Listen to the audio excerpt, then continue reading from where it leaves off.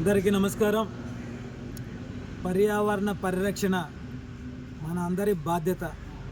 ఆ బాధ్యతను మర్చిపోయి ప్లాస్టిక్ వ్యర్థాలను, కోడి వ్యర్థాలను, మెడికల్ వ్యర్థాలను గ్రామాలలో పచ్చని పల్లెటూర్లలో ఊరి చివర్లో వేసి పర్యావరణాన్ని కలుషితం చేస్తున్నారు. కాబట్టి దయచేసి ఏదైతే సర్వేపల్లి నియోజకవర్గంలో గ్రామ పంచాయతీల పరిధిలో, సచివాలయ పరిధిలో, సచివాలయ సిబ్బందితో సహా ప్రతి ఒక్కరూ కూడా ఏదైతే గ్రామాలలో ఒక అవగాహన కల్పించే విధంగా ప్లాస్టిక్ వ్యర్థాలను కానీ, కోడి వ్యర్థాలను కానీ, మెడికల్ వ్యర్థాలను కానీ బహిరంగ ప్రదేశాల్లో వేయకుండా చర్యలు చేపట్టాలని చెప్పి ఈరోజు మండల రెవెన్యూ అధికారి మండల కార్యాలయంలో ముతుకూరు మండలంలో ఒక వినతి పత్రం ఇచ్చాం.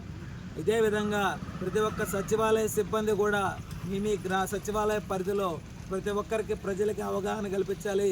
అలా బహిరంగ ప్రదేశాలలో ప్లాస్టిక్ వ్యర్థాలు నేసి పర్యావరణాన్ని కలుషితం చేయాలని చూస్తే వాళ్ళపై చర్యలు తీసుకోండి.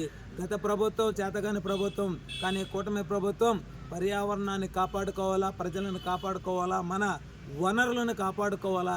ఇదే మనందరి బాధ్యత. కాబట్టి ఒక బాధ్యతగా ప్రతి ఒక్కరూ ఒక ఉద్యమం లాగా ప్రతి శనివారం ఏదైతే కూటమి ప్రభుత్వం స్వచ్ఛ భారత్ అని చెప్పి కార్యక్రమాన్ని చేస్తూ కొన్ని పరిసరాలన్నింటిని కూడా క్లీన్ చేస్తుందో, అదేవిధంగా బాధ్యతగా ఎక్కడా కూడా బహిరంగ ప్రదేశాల్లో వ్యాపారస్తులు కావచ్చు, కూరగాయల వ్యాపారాలు కావచ్చు, టిఫిన్ అంగళ్ళు కావచ్చు, ప్రతి ఒక్కరు కూడా ప్లాస్టిక్ను నివారించండి, గుడ్డ సంచులు వాడుకోండి.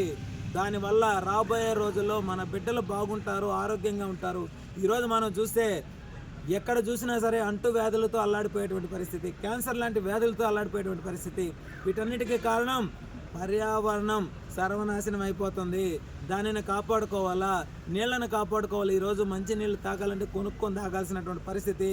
ఎందుకని మనం వాడే ప్రతి ఒక్క వస్తువు కూడా పర్యావరణాన్ని నాశనం చేసే విధంగా ప్లాస్టిక్ వ్యర్థాలు తయారైనాయి. కాబట్టి ప్రతి ఒక్కరూ ఒక విధిగా, ఒక బాధ్యతగా, ఒక పౌరుడుగా మన పరిసరాలను మనం కాపాడుకోవాలా, మనం చెట్లను నాటుకోవాలా. ప్రతి కుటుంబం కూడా ఒక 5 చెట్లకు తగ్గకుండా చెట్లను కాపాడుకోవాలా. కాపాడుకుంటేనే రాబోయే రోజుల్లో మన బిడ్డలు, రాబోయే తరం కూడా ఆరోగ్యంగా ఉంటారని చెప్పి మనస్ఫూర్తిగా తెలియజేస్తూ, ఈ చుట్టుపక్కల కూడా ముతుకూరు మండలంలో అనేక కంపెనీల వల్ల పర్యావరణం కలుషితమైపోయి అనారోగ్యాలు పాలైపోయేటువంటి పరిస్థితి. కాబట్టి మనం ఒక ఉద్యమంలాగా ప్రతి ఒక్కరు కూడా చెట్లు నాటండి. అదేవిధంగా బహిరంగ ప్రదేశాలలో ప్లాస్టిక్ వ్యర్థాలను, కోడి వ్యర్థాలను, అదేవిధంగా మెడికల్ వ్యర్థాలను వేయబాకండి. అలా వేసిన ఎడల మీరు